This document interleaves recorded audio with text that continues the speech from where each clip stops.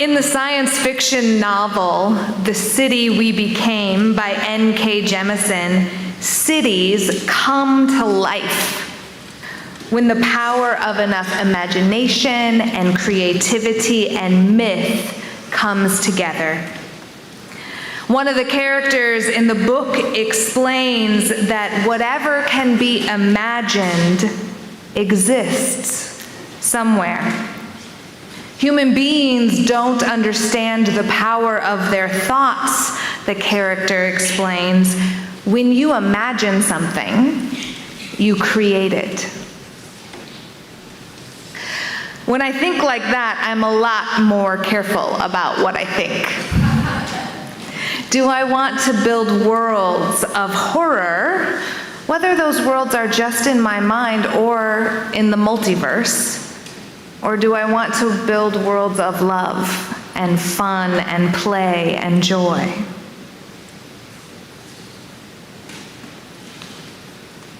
In 1997, Julia Butterfly Hill climbed an old-growth tree in the redwoods forest to protect it from being cut down.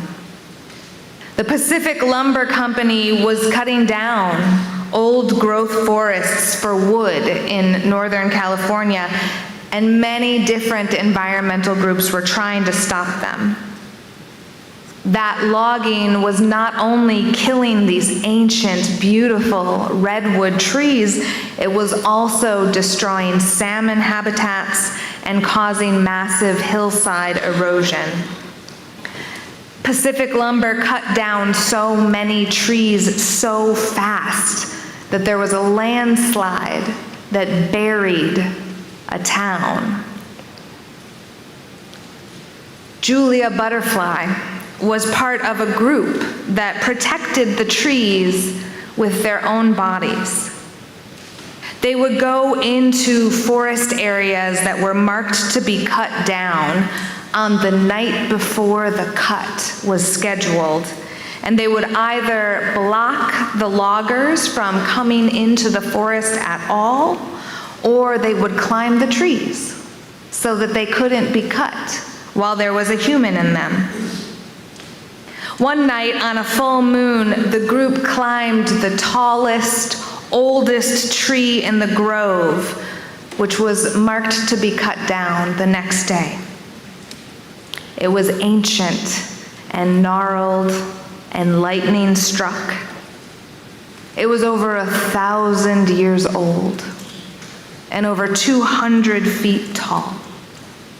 1,000 years old. That's older than our church. That's older than this city. It's older than this state. It's older than the entire United States. The night the young people climbed that old tree, they built a platform in it, and they named it Luna for the full moon. Julia Butterfly had felt a deep connection with redwood trees since the very first moment she stepped foot in the forest. She experienced them as spiritual beings, as connections to the earth and the earth's majesty. Julia felt a connection to universal spirit through the trees. In a 1998 article in the Los Angeles Times, Hill said that she was overcome by a sense of spirituality emanating from the massive, ancient trees. Killing those trees was a cruelty that Julia thought could only come from being disconnected from the spirit of life, from the living earth that gives us life. It's vital that we start reconnecting again to the earth, Hill said. We are beginning to die because we've lost that connection.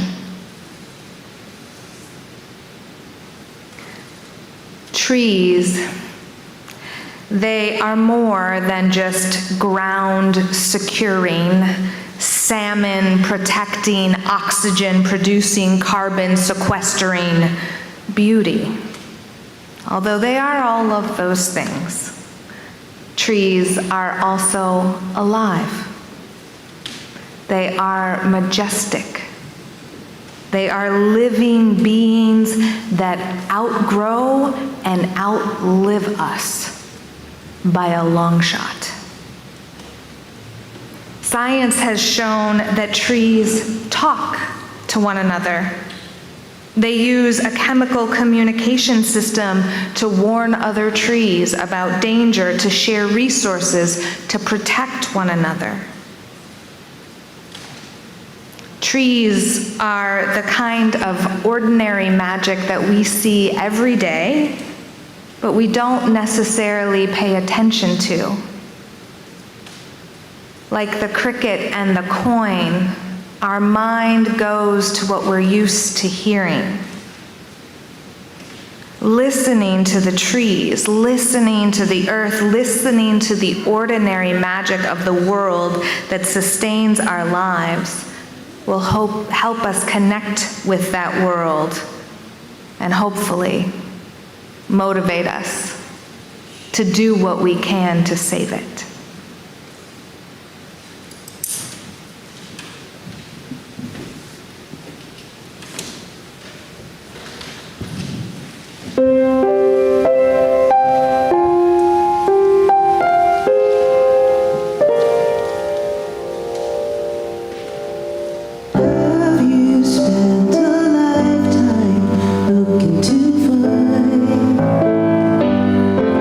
Miracle or wonder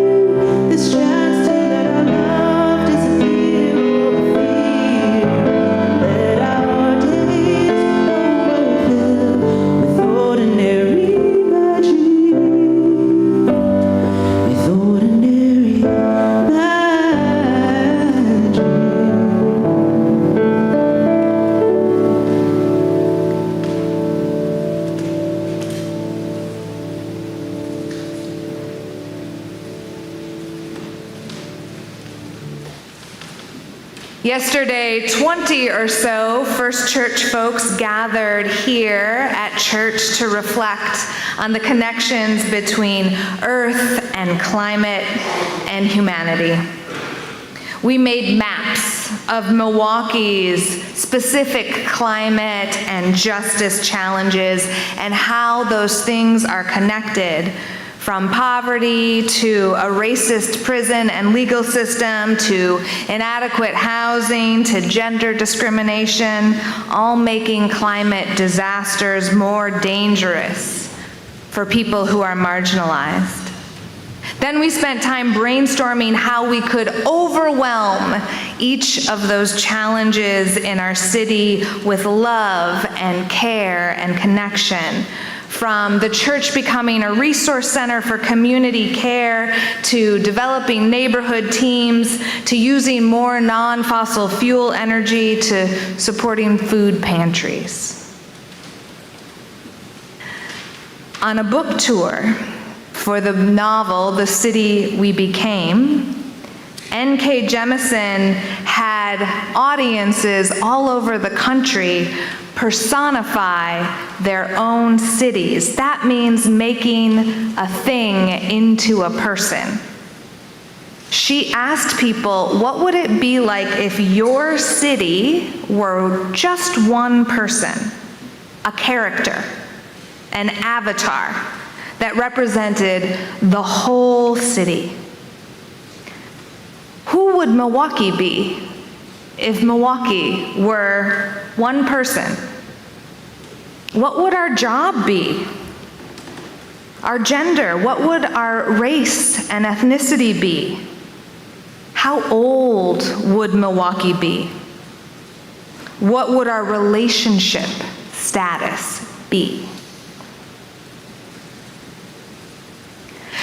So I'm going to ask us to actually do this imagination exercise with the folks that are sitting near you. So I'm going to trust that you can be in charge of clumping up and talking to people who are nearby. And if you don't want to talk to anyone this morning, I'm going to trust that you're going to answer the question in your own heart. So I am going to assign you parts, though. So folks here on the left side of the sanctuary, when you clump up and talk to your neighbors or feel it within your spirit, decide what Milwaukee's occupation is. What do we do? Okay? So y'all here in the center, but the left side of the center, you see this middle line here? Y'all on the left. Your job is to decide, how old is Milwaukee? If we're a person, one character, are we 22? Are we 57? Are we 5? You tell us. Y'all here on this side of the center line, your task is to decide what is the race and ethnicity of Milwaukee. All of you here on the right-hand side, your job, what's our relationship status? Okay. Back pews, what's our gender? Got it? Those in the, not pews, the seats. Sorry, wrong word. You got it. Great. Balcony, Milwaukee, what's our sexuality? Are we straight? Are we gay? Are we queer? Are we pan? You decide. You tell us what we are. Okay, you all, good luck. You've got 4 minutes.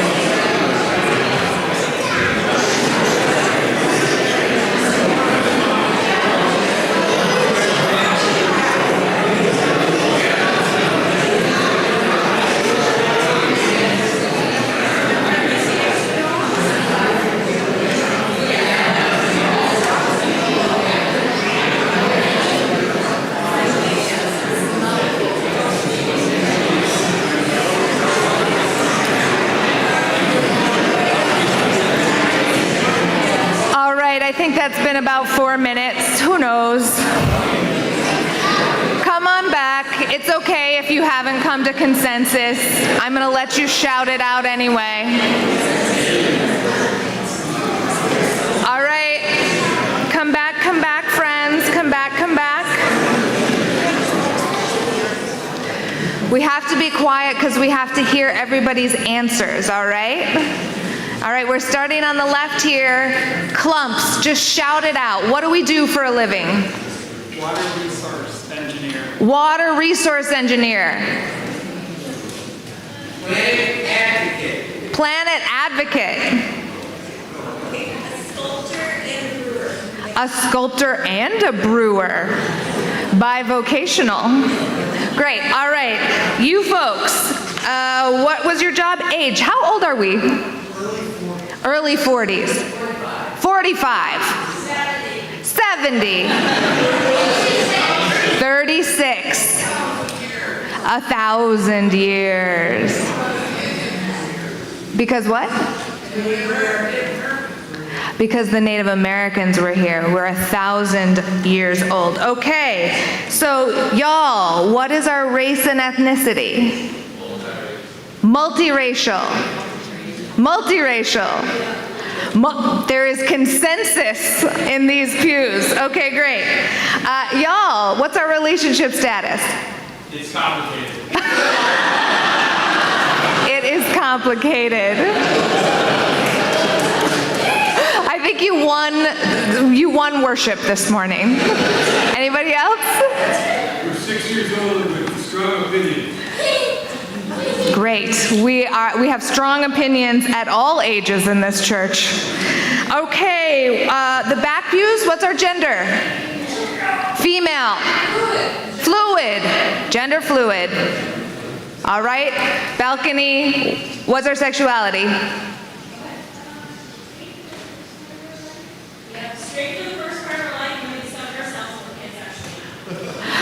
Straight for something, but pansexual now.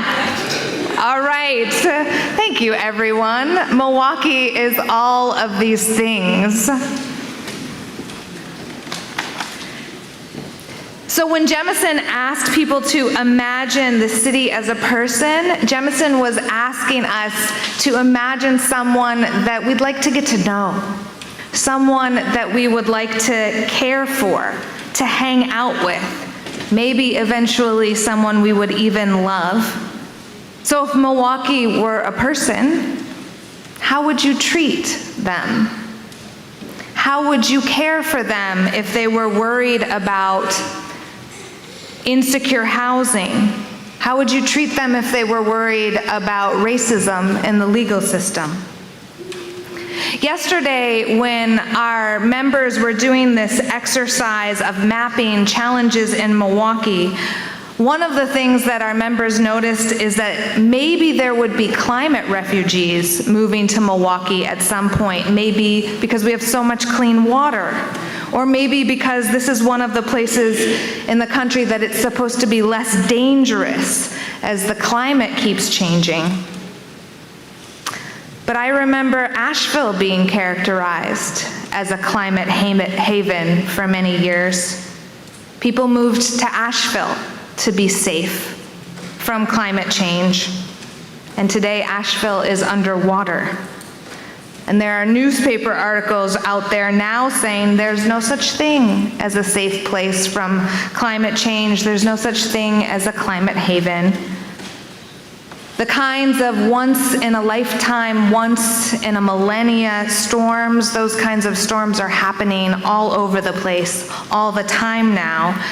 Climate change is something that cities are worried about today. Climate is not just a problem for the future of cities. Listening to one another and imagining who we might become has the power to bring new worlds into being. Listening teaches us what kind of world we even need to imagine to begin with. Yesterday in the Climate Revival workshop, we listened to one another, to our dreams and to our imaginations, as well as our worries about the climate and our city and its communities. And yet we spent a lot of time imagining renewal instead of imagining collapse. We spent our time imagining what the future of our city would be like with all people in it thriving, all non-human beings in it thriving, where everyone, everywhere would have what they need, communities and ecosystems and watersheds were nourished and thriving. We used that imagination, that vision, that hope as our compass for what we want to do today and who we want to partner with in order to move towards who we want to become. So next week, in connection with our climate revival today, we have an opportunity to listen to Indigenous people from Wisconsin, water protectors who are fighting against an oil pipeline in northern Wisconsin. After church next Sunday, we'll be honoring Indigenous Peoples Sunday by showing the film Bad River, which follows the Bad River's tribe's resistance to the Enbridge oil pipeline, and it connects the dots between Indigenous land rights and water protection and climate. We need to keep listening, and we need to keep imagining. We need to listen to marginalized communities, to people who are most likely to be most deeply impacted by the injustice of the current system in order to imagine the city we want to become, the community of thriving of tomorrow. Eventually, Julia Butterfly's more than 2 years sitting in the tree saved the 1,000-year-old redwood named Luna. Because of Julia's long tree sit, Luna still stands today, along with all of the other trees around it.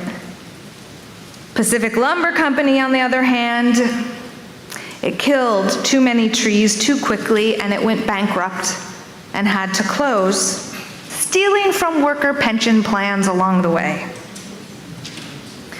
Luna is now being cared for by a nonprofit called Sanctuary Forest, which tracks her health and well-being and tends to the forest around her. I had a friend who used to say that she listened to the trees. When she first started saying that she was talking to trees, I rolled my eyes because I didn't understand what she meant. And I was confused and a little annoyed, but I also tried it. And now, sometimes I think I can hear them too. Whether that hearing them is in my own imagination, or whether I'm hearing my own inner voice, or whether I'm in a connection, a bridge to non-human longing, I usually hear the same message. Protect me, the trees say. Protect me and care for the earth, and live your values, and rest, and love. That's the message I always hear, and maybe if you listen to the trees, you'll hear it too. No one of us has to do everything, but each one of us is called to listen to the world, to our neighbors, and to the quiet longings of our own hearts, to listen and learn from that in order to play our part, do our best in building a better world together. May it be so.